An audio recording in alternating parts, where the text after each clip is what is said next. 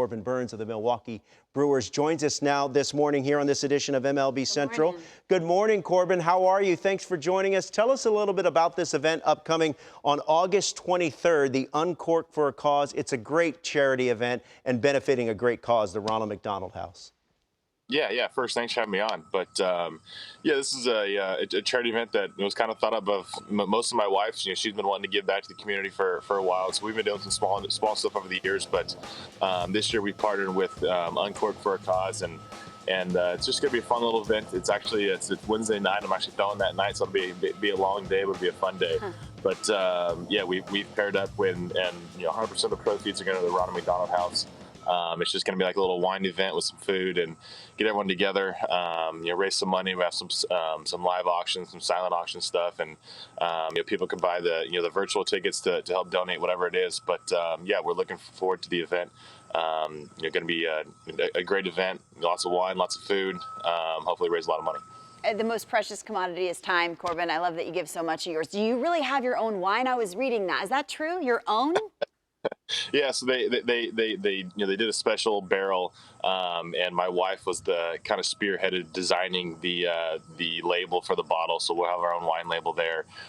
So everyone that comes to the event will get to go home with a bottle of wine that has my label on it and be signed. So it'll be fun. It was kind of a fun event to plan and kind of design your own wine label, and something that hopefully we could do of year after year. You seem like a no-nonsense guy. Robert and I were talking about, are you one of those guys that swirls the wine and smells it? Like that does nothing, right? No way. Can you agree? I'm not on that level yet. But Don't get there. that opening it up and letting it air out a little bit makes it taste a little better. But yeah, I'm not quite on the level of swirling it and tasting it and spitting it out. Yeah, no. Stay where you're at, Corbin. Corbin, I always wonder this when I go to these charity events for teammates or friends or what have you, and you walk in to the live or silent auction, it's like, what lights your fire? Like, what are you really bidding on? I walked into 2 Labradoodles. That's what I bid on at my buddy's event. What would be something that you're like, yup, I'm dropping the hammer, I gotta have this? Ooh, me and my wife, we like to travel in the off season, especially up to the Napa area or some wine country. We do have a couple of items that'll be like trips to Napa Valley or some other wine country areas that are tastings and nights over staying overnight. So that would probably be the top of the list, mainly because my wife would be jumping all over that.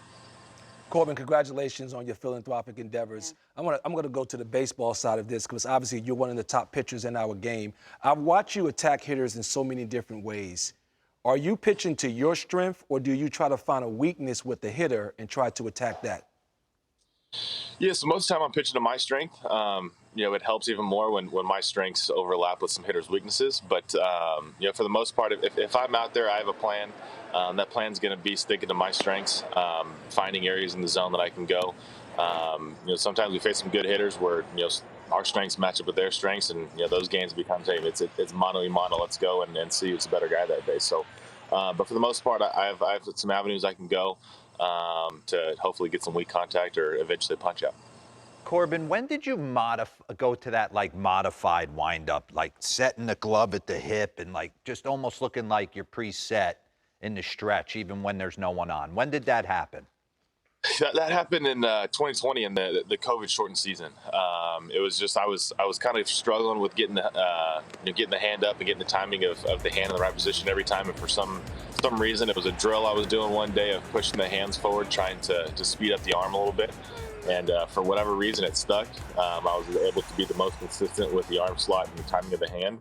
And gosh, it stuck. And it's funny now to see kids when you go to the field, right? They're doing it.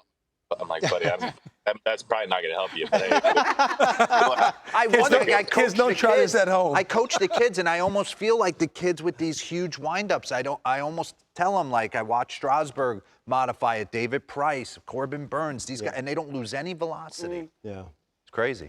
Hey, Corbin, your team kind of went through both ends of the spectrum last week. You had a tough series in Los Angeles against the Dodgers, no shame in that. And then you go in Arlington and sweep a very, very talented Ranger team. What did that do for your ball club moving forward to have that kind of series against that team over the weekend?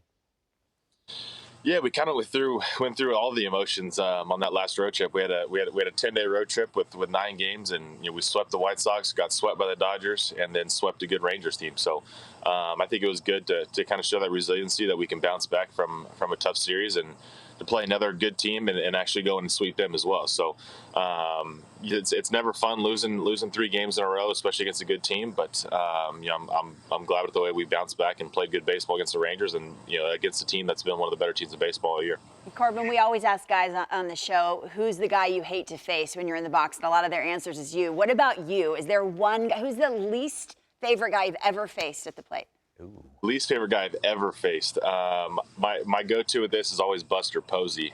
For whatever reason, I could get strike 1, I can get strike 2, but I could not get the guy out. I would throw a curveball and he would buckle his knees and still not hit a single, or a good slider down and away and he'd punch it in the gap for a double. So for whatever reason, he was a guy I could not get out, whether it was at home, whether it was in San Fran.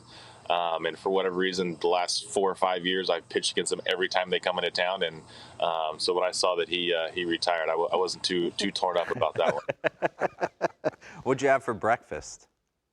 It's in there cooking right now, so I'll jump back in there. I'm out here sitting on the back deck watching the fish jump in the pond, so I might have to go catch a few of those later.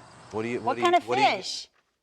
We got some bass and some bluegill out there. So I caught bluegill this weekend, 8 of them. Corbin, Yeah. can you tell her what bluegill? I got she's it. making. But I was excited. Just. yeah, it's a little fish. They'll eat just about anything. So It's a little fish. Okay, Corbin, all right. You go on with your bass. What are you gonna have for breakfast when you go back? just some bacon, some eggs, some coffee. There you go. There you go. Keep it simple. That's Exactly a what you good would think. Midwestern breakfast Exactly. right Give there. them the ball, bacon and eggs. Bacon Yes. and eggs. A reminder. Wow, and a bagel. Corbin- Everything toasted with cream cheese. Goodbye. Corbin and his wife Brooke are pleased to announce their upcoming Uncork for a Cause charity that happens tomorrow night at the Journeyman Hotel, benefiting Ronald McDonald House Charities of Eastern Wisconsin. If you would like information or tickets, go to burns.givesmart.com. burns.givesmart.com. Corbin, we appreciate Thank your you. time. Thank you. Best of luck with the event tomorrow, and thanks for joining us. Awesome. Yep. Thank you guys for having me on.